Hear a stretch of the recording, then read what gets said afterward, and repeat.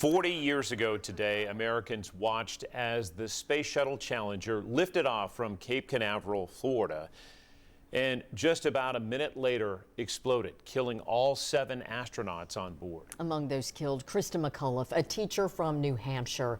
She won a nationwide contest competing against 11,000 other educators to soar into space, and on her return, to teach lessons to students across the country. One of those students was from right here in East Tennessee, and she remembers the shock and the sadness of that day and how Christa McAuliffe helped inspire her own dreams of pursuing education.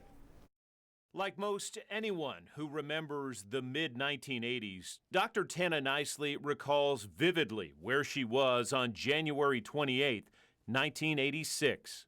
It was a snow day. I was really excited about the launch.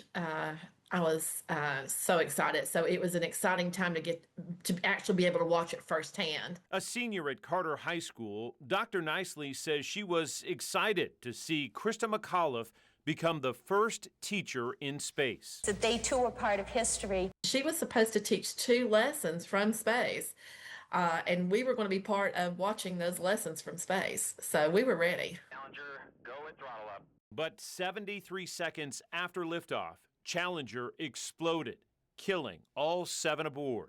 It was shock, total shock, and then sadness and just confusion about why it happened. And I felt like, at least I did, we took for granted that the space program was extremely safe and nothing like that would ever happen. The horrendous explosion live on television magnified the weight of shock and sadness felt by students all across the country. I told my parents then, I said, the space program may be dead. You know, I don't know that we'll be flying anytime soon, and it makes me very sad. And, you know, those lessons are gone. My dad said, but more than that, you know, human lives have been lost. But it felt like the whole nation was grieving, and we were grieving in our living room at our home in Mascot, Tennessee. Christa McAuliffe's life was not in vain. Her remarkable love of teaching inspired a generation of future educators, like Dr. Tana Nicely. When I interviewed for a teacher education program at University of Tennessee, the quote I used was, "I touch the future, I teach." And that was Christa. I feel like that her legacy lives on, and the hope for space exploration lives on. Dr. Tana Nicely, one of our favorites. She was at South Knoxville Elementary for years, and she spent 34 years as both a teacher and principal, now on the staff at Carson Newman University. A great teacher, a great human being.